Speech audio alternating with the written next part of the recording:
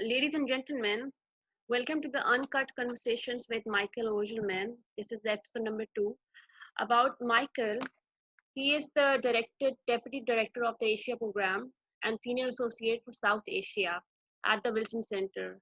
He's also a specialist leading in Afghanistan, India, Pakistan, and China, very hotspot for this region. Plus, he has also written for major publications like Al Jazeera, BBC, CNN, New York Times Foreign Affairs. Today, we will be conducting a conversation about the pandemic and see where this flows from here. Thank you so much for taking our time. I know it must be a really uncertain time to be here, but I really appreciate. Thank you so much, Michael, for doing this on a short notice. But thank you. So, what is the story behind becoming who you are? How would you define yourself?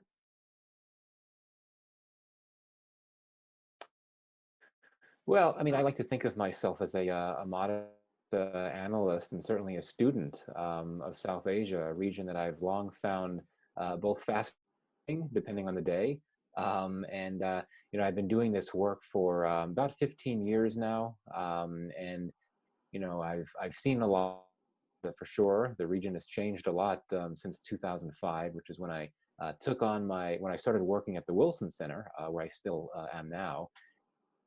I see myself as someone that is always learning. I never self-identify as an expert.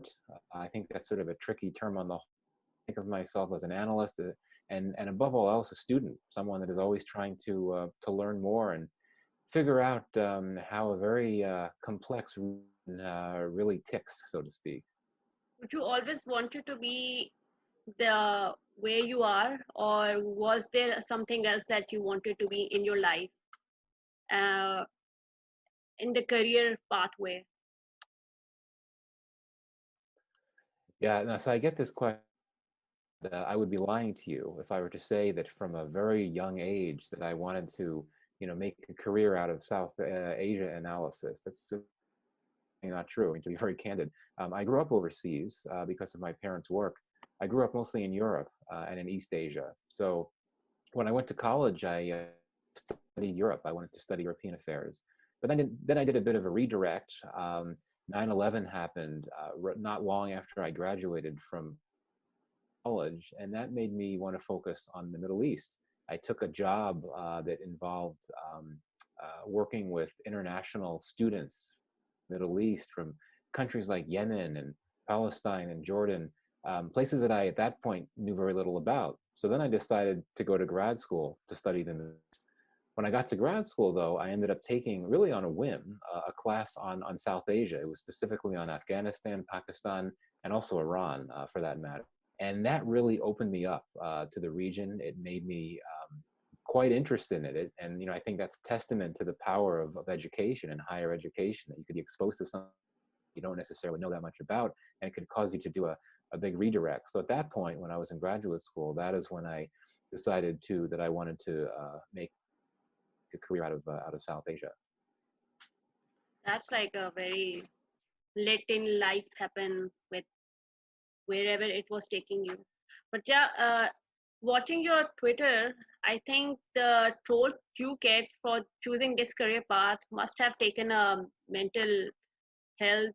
Like, uh, does it take a toll on your mental health when you see the trolling happening because of the region you have chosen, Pakistan, India, and then China, and then Afghanistan? Well, unfortunately, it can be tough for sure.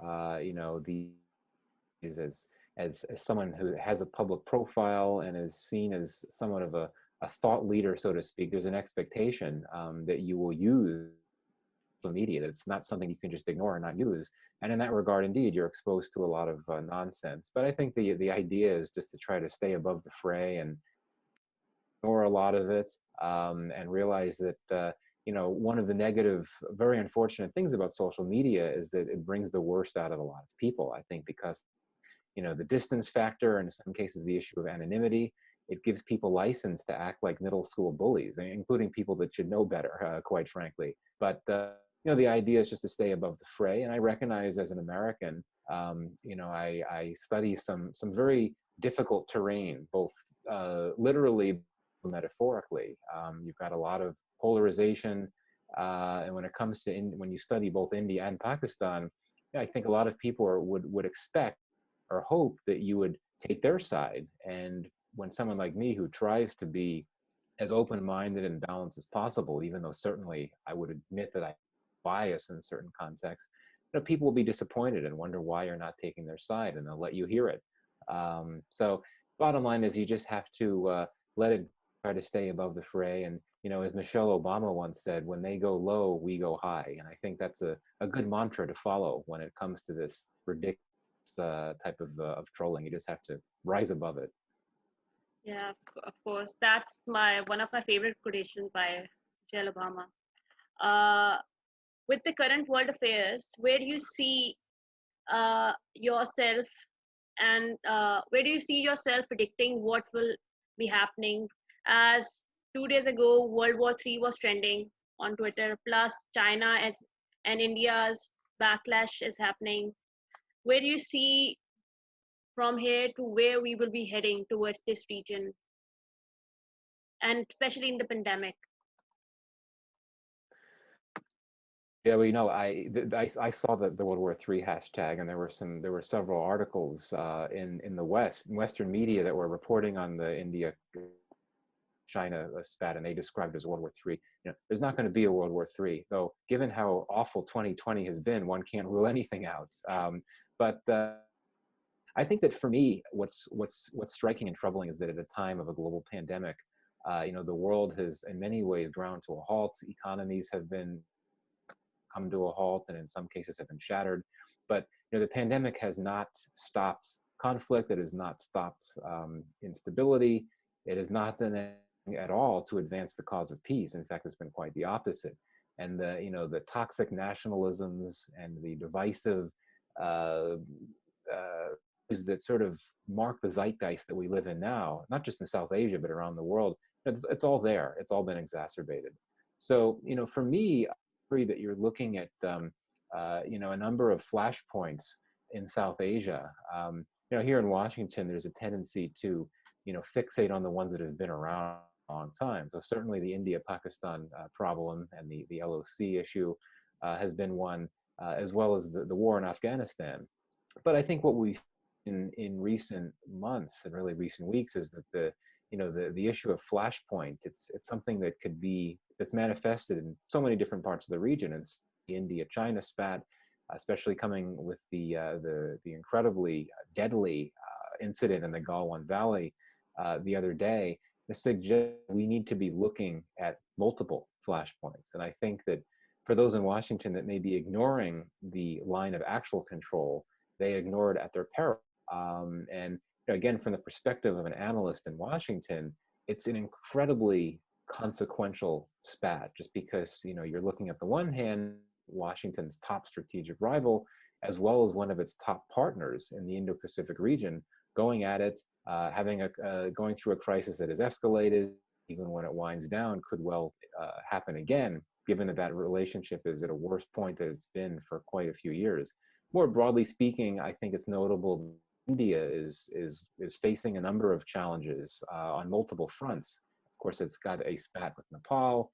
Its relations with Bangladesh have struggled. Some domestic policies that India has come out with that Bangladesh has not agreed with. And I think this notion of India as a rising power, as a key player, as a heavyweight, that's all true, and that's certainly how India is seen here, not in Pakistan. I think that one thing to watch from my perspective is how India manages to navigate these increasing challenges it's having in its own neighborhood, where it's getting bogged down on different fronts, even as it tries to project to the U.S. and to the world more broadly as a rising and responsible player. So that's certainly is something that I'm going to be watching. But bottom line, and I'll hear, then the nationalism, so to speak, the divisive rhetoric, the strong men, these tendencies of senior folks to just say and do nasty things. Bangladesh, India, Pakistan to an extent, Sri Lanka, a number of countries in the that have a particular type of leadership model, you have to worry about the stability implications of that down the road. And it does not lend itself much to regional cooperation, particularly when you already have a lack of regional cooperation, given that you have a regional organization, SARC, that doesn't work very well. You have a very disconnected region because infrastructure is so bad, there's not much intra-regional trade. That all exacerbates these divisive tendencies that I think could raise tensions even in the region. But looking at this region and what you have said, uh, India's government has been very extreme with their policies. Even their citizens are not liking what they are doing. That's their government thing, but obviously this whole subcontinent would be affected by all this. Plus, our government is trying, and with the pandemic was like out of syllabus question that came in the exam paper, and now all the governments are thinking, what shall we do? Because it's Imran Khan's government now. He was the first time in the government. Plus, Modi ji is in India, and the haterism, and then in Washington, the black movement is has begun. So considering one after the other, everything is happening in a domino effect, and we thought that there would be compassion and conflicts will be resolved, but it has risen. And I think, what is your take with the white privilege and the black movement that is happening back there?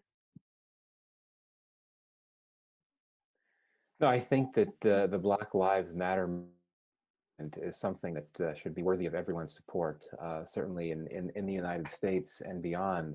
And it's a movement that's not new. It didn't just the scene after the horrific incident with Mr. Floyd in Minnesota. It's been around for a while. It's been reacting to these many cases of police brutality that is racist in nature. Um, it's a nonviolent movement. It is an angry movement for sure. So there's a lot of angry words. One could argue some violence in the words, but it is a whole nonviolent movement that has the best of intentions, and that is to promote to eliminate racism within the ranks of the police and beyond that. And I think it's quite encouraging. For all we hear about how Trump has emboldened white nationalists and in this country, which he has. But if you look at the polling of these Black Lives Matters protests over the last few weeks, majority of Americans support them, and I think that's very, very important. It's quite important, and there have been these Black Lives Matters protests have not only consisted of Black Lives Matters members. You've had a large variety of Americans that agree with their views, and it's not just Americans that are in these protests. They're certainly more well represented, but you've got people of multiple races, including white people. But no, white privilege is a reality, and to deny that is just absurd, and particularly for white people, for white Americans and white people beyond.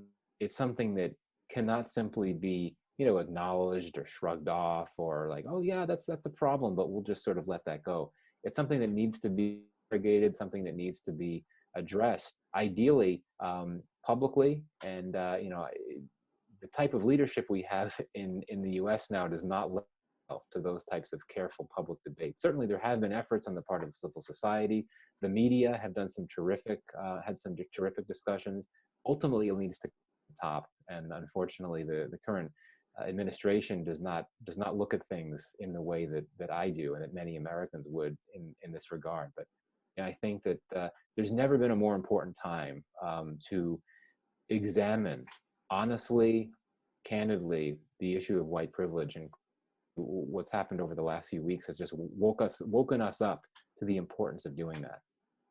I think, and this this has led to people thinking at your end that what sort of government they need, what sort of future they want. Because I think there's a lot of conflict between the government and the people, as you are stating.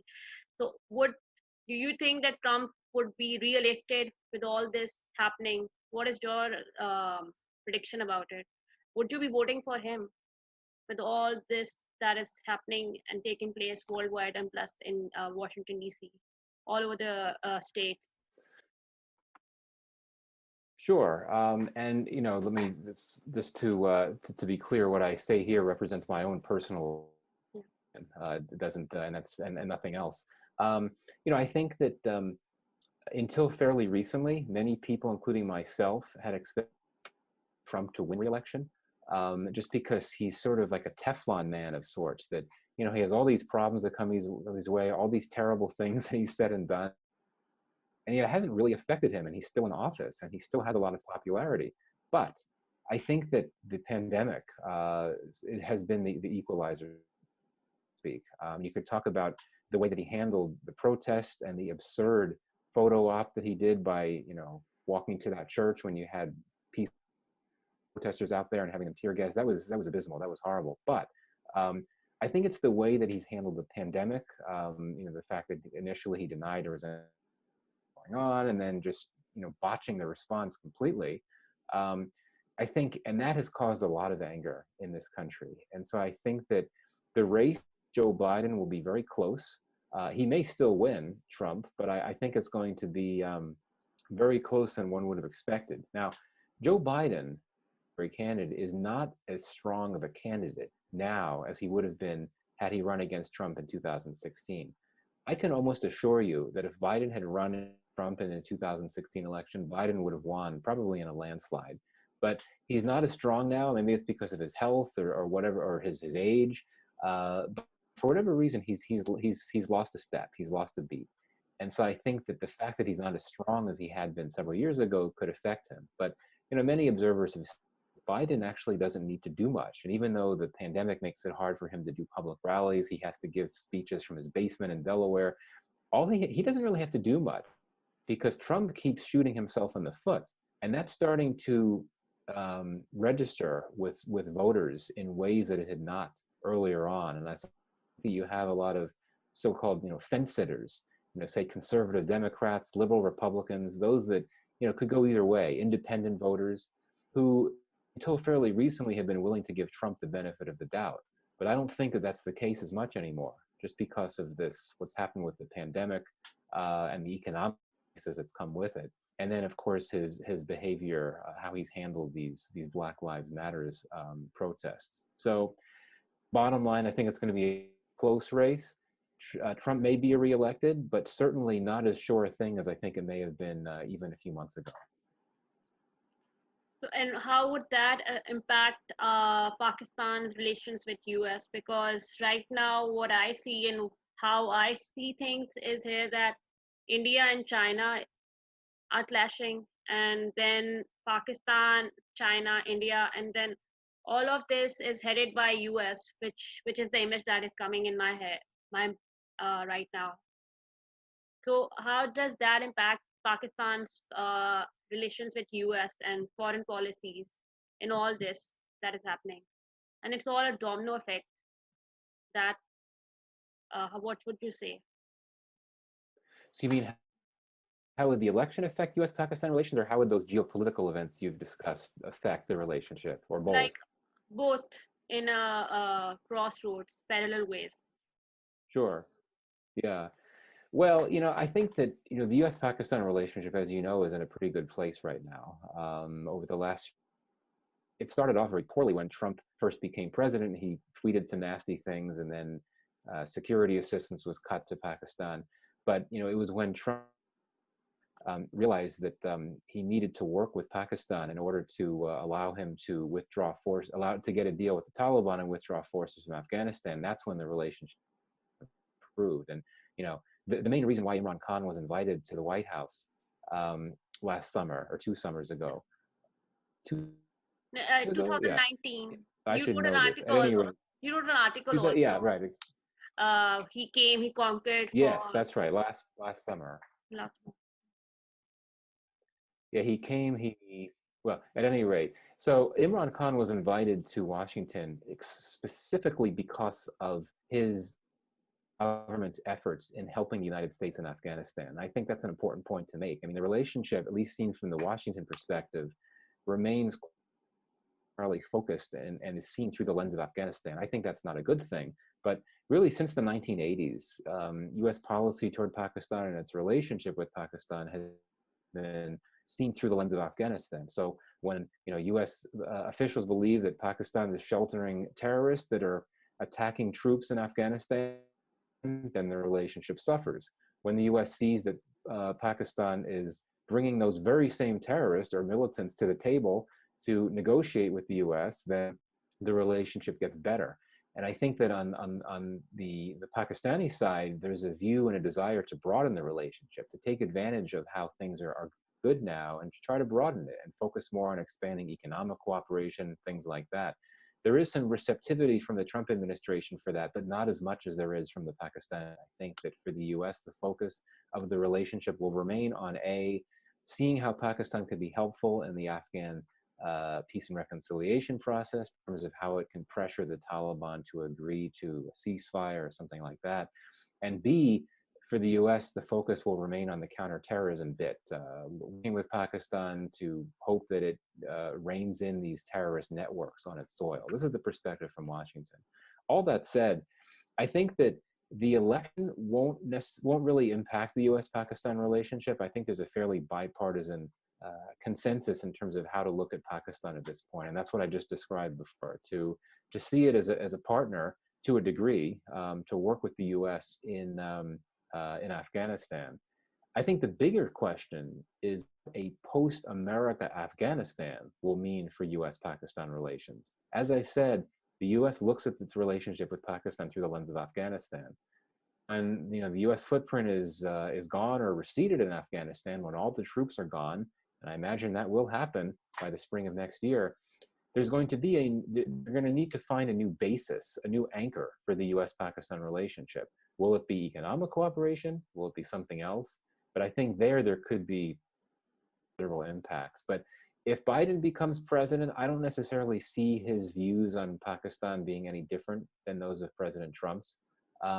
And in India-China issue, which certainly is the big geopolitical story in South Asia now and will be for quite some time, I think that actually what that is it helps the U.S.-India relationship. And I guess from the zero-sum perspective that is often used to look at the U.S.-Pakistan-India triangle, that would register as a bad thing for Pakistan and for the U.S.-Pakistan relationship. I mean, let's be very clear. The U.S. looks to India as a key partner in its Indo-Pacific strategy, which is driven in great part by a desire to push back against China. And so when you have China provoking India in its backyard along the border, I think that'll just amplify for Washington the importance of working with India, seeing India in Washington's perspective as a victim, or would not see India as a victim in this situation with China. But the US sees India as a key player that is getting directly impacted by China's increasingly aggressive, provocative behavior in the Indo-Pacific region that does not play by the free and open principles that the U.S. deploys when it thinks about this issue of the Indo-Pacific. So, and I know that in Pakistan, the view is that it wants to have a good relationship with the United States, no matter what's happening with the U.S.-India relationship. And I think that's true to an extent. It's tough, and I think that from a U.S. perspective, so long as Pakistan continues to be so close to China, that could make it very difficult for the U.S. to really forward in a big way with Pakistan beyond transactional, tactical mechanisms. And particularly, I mean, as you know, U.S.-China hostility is very strong now. That will probably remain no matter who wins the election in November.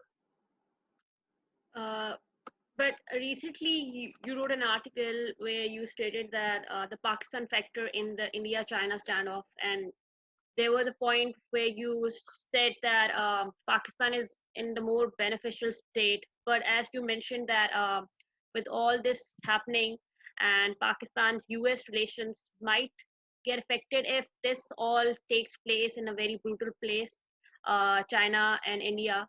As you mentioned in the article that and yet India-China standoff is not a case of everything that is happening.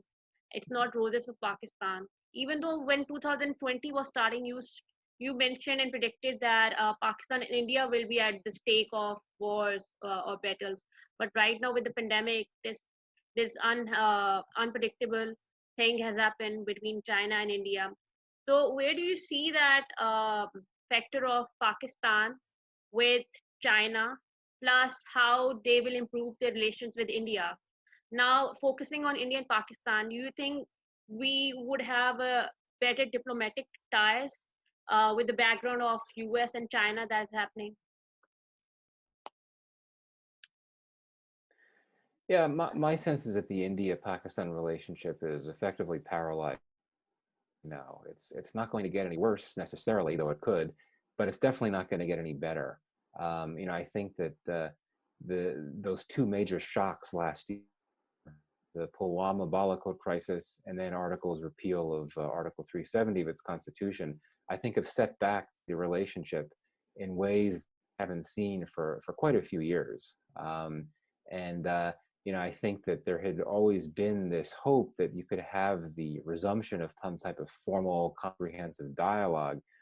But I think the whole dynamics of dialogue have changed for India and Pakistan, and that's because India has effectively taken Jammu and Kashmir off the table by incorporating it into a union territory, and it has said that if we are to talk with Pakistan again, we want to talk about let me put the air quotes here, IOK. They would want to, or POK.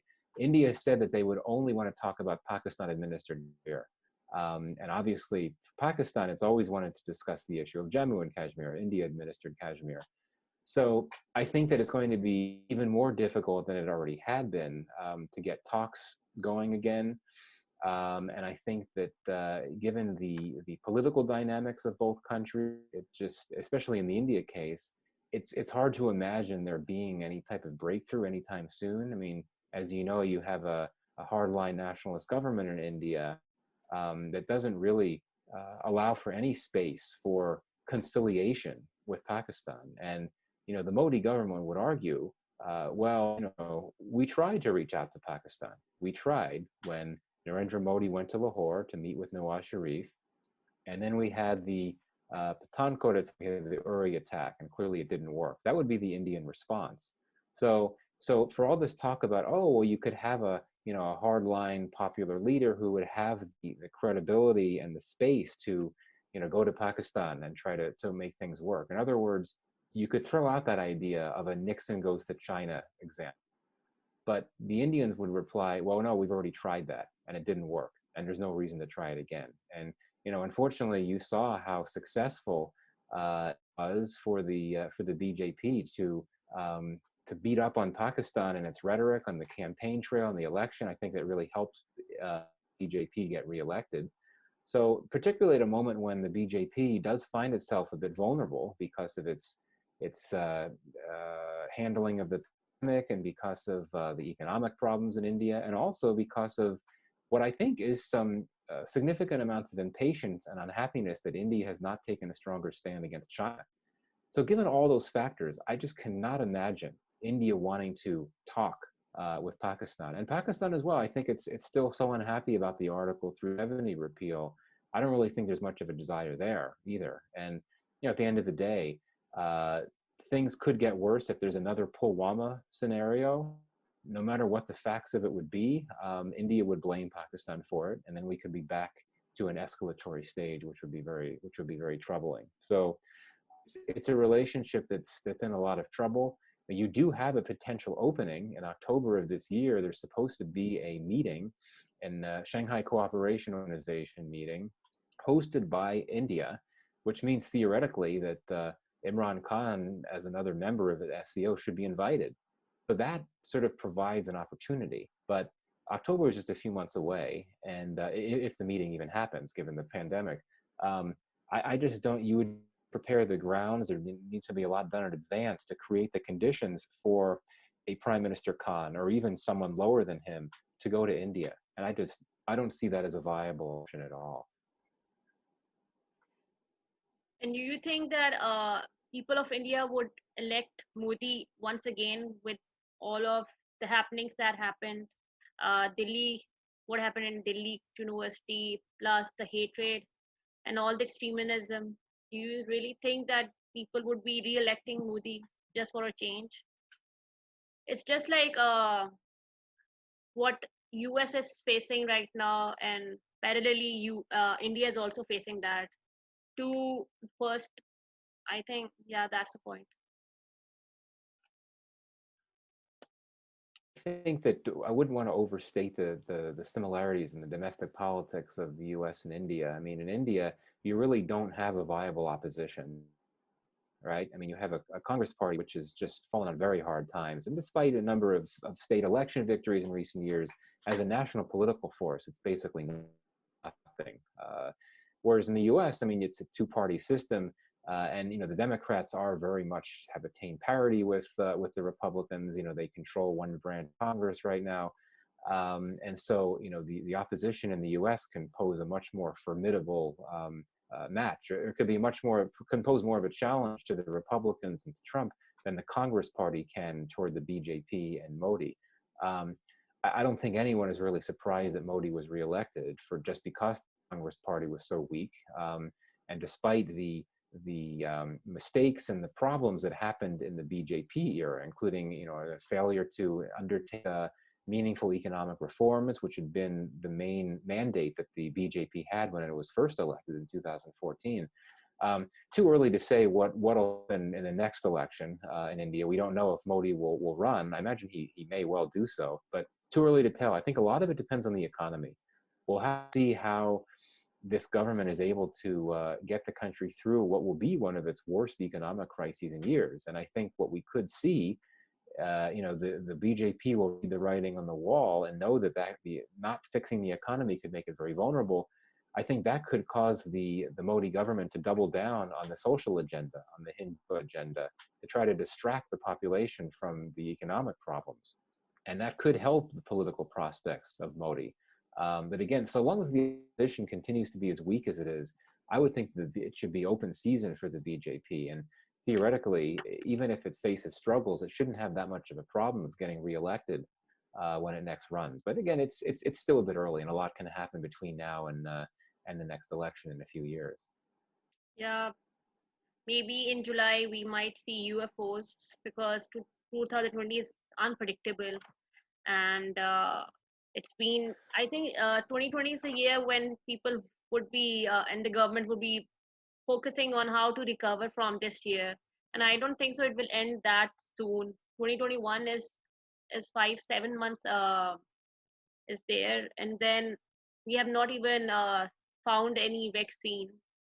So I think 2020 should be the year where governments like put aside a bit of their interest and come together, but that has not been seen globally because everyone is dealing with their own issues, and civil movements have been starting out.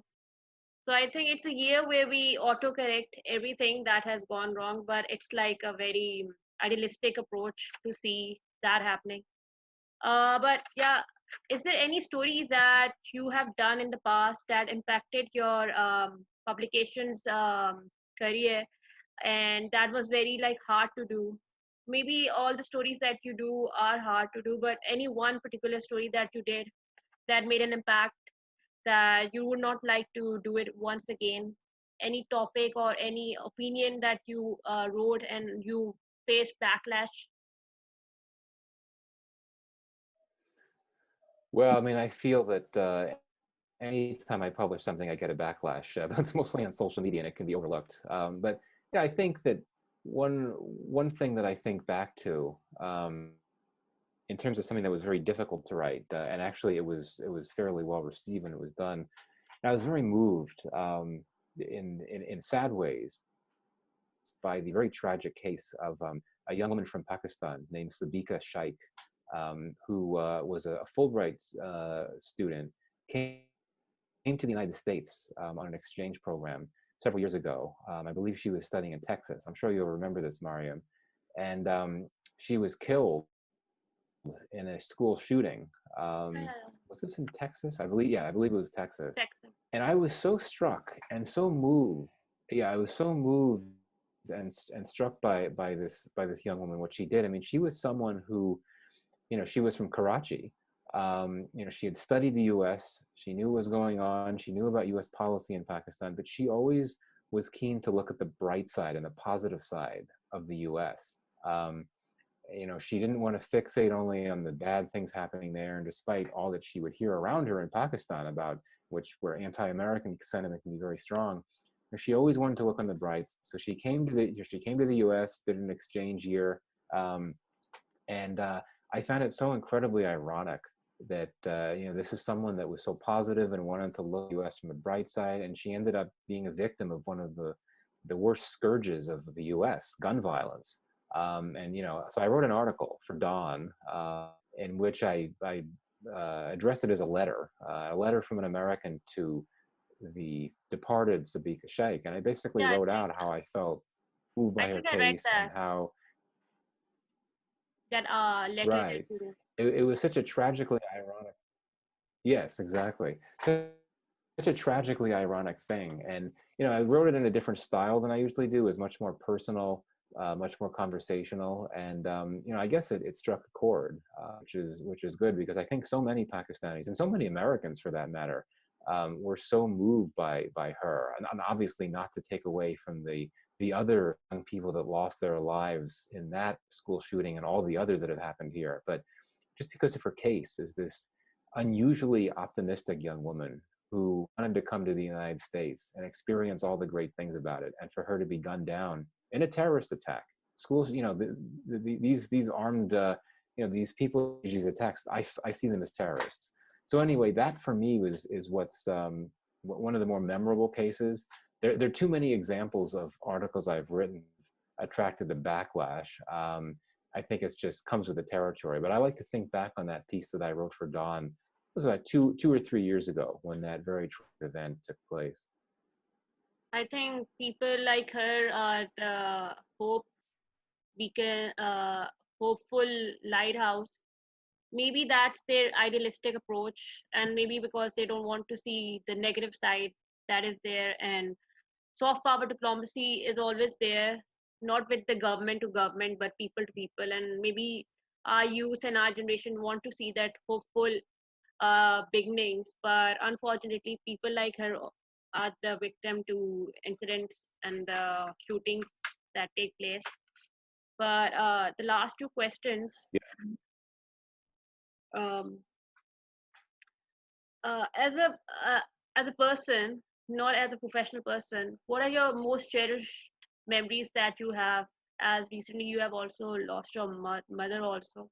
So how has your life been before and after? Obviously, there's a lot of changes that comes, but any memories that you want to share, and any advice that you remember given by your mother that still resonates with you, as I can understand that loss is always there for life. Yeah, well, thank you for asking that question, Mariam. It's still only been a few months, 7 months since my mother passed away, and we knew it was coming. She had been ill for a long time. She went into hospice care. We knew exactly what was coming. But I think what I always found to be so inspiring about her was her positivity. And she knew what was coming. She fought her illness very hard for many years. But then she knew what was coming.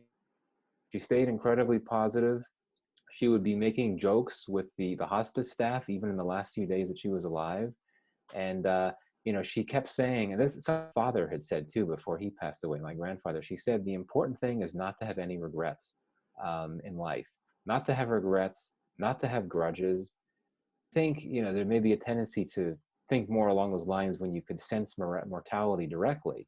If you have a terminal illness, or if you're very old and you can just sense that your days may be numbered. But I think it's something for young healthy people to be thinking about as well, because we never know when we can come to our end. And I think that you don't want to leave this world, in my view, having regrets, having grudges. So if that means trying to reconcile with a family member that you haven't talked to for a while, or a friend that you got into a big argument with down the road, or something that you think you did that was wrong or inappropriate, I think that it's never too early to try to revisit those experiences and try to rectify them, so that you don't have to face the process of leaving this world with those regrets and those grudges. So yeah, that's I think she inspired me in many ways, but I think that's really what the way that she inspired me, more than anything else. Um, just wanted to pick up briefly on your point about the U.S. and Pakistan and power and person-to-person relations.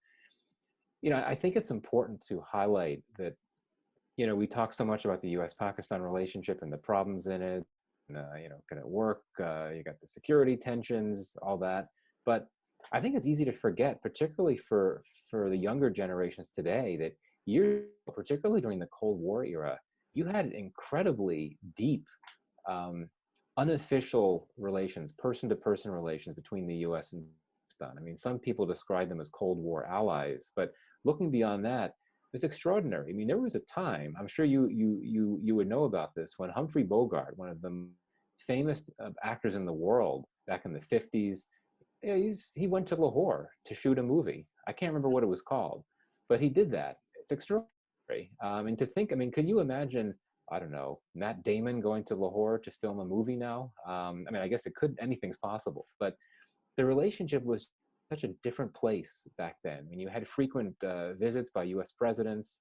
They spent a fair amount of Actors, time there. It was just a very different time. and Yeah, Robert De absolutely. Niro also So, came. and there's no reason why you.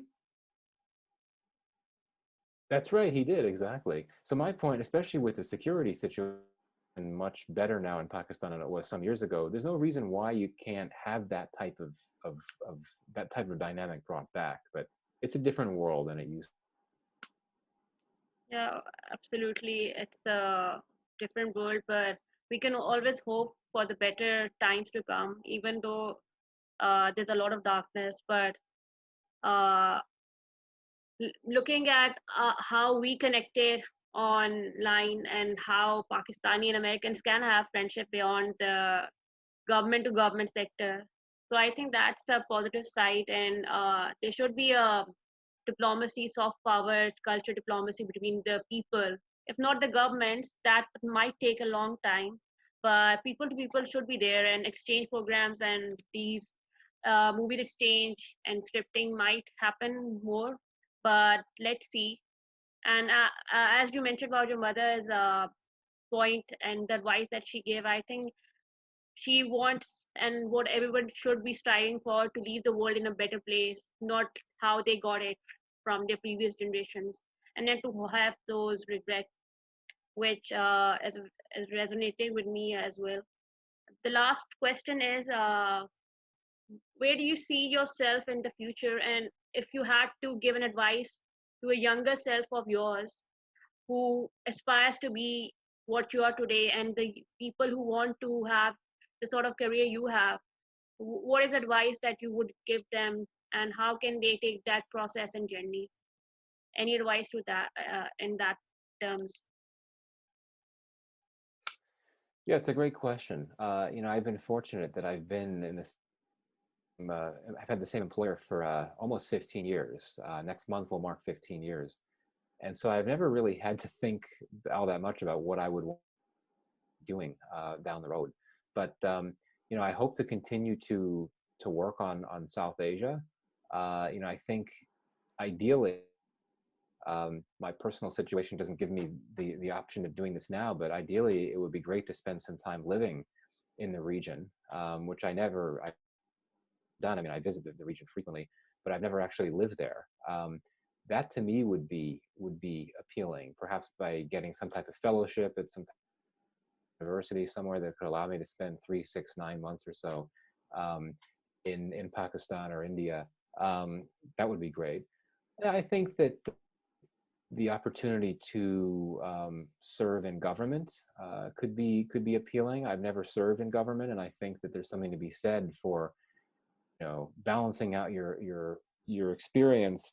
I've had plenty of experience on the outside analyzing policy, trying to inform it, but I think there's something said for being on the inside, shaping policy, analyzing it from the inside. I spent several months at the State Department as an intern, as a graduate but that's about it.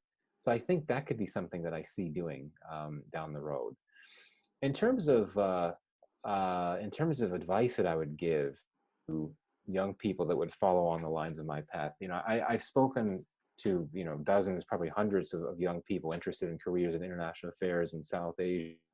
I've had some wonderful interns that I've tried to mentor, and there's several things that I like to tell them. One, frankly, you have to have a thick skin. I mean, if you want to be public facing as an analyst, particularly focusing on South Asia, you're going to be sort of put under the microscope a lot. There's going to be a lot of pressure to come out, not just with actionable, good analysis, but in some cases, unfortunately, analysis that accords with predetermined views of others. So, the confirmation bias phenomenon looms very large, unfortunately, and you see, I mean, I may be guilty of it myself.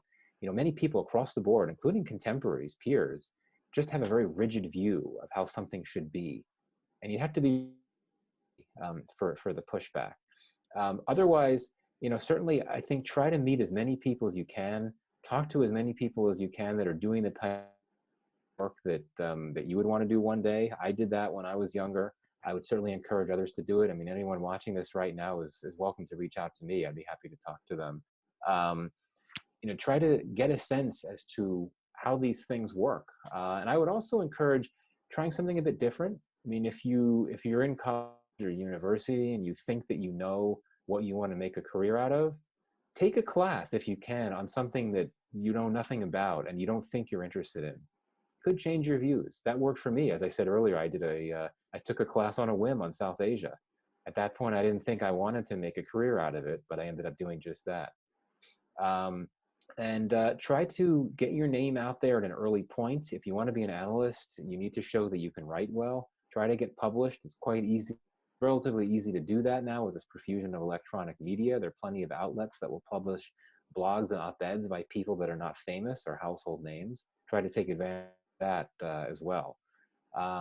And also don't feel that you need to have a dream job right away. Most people never get a dream job at all.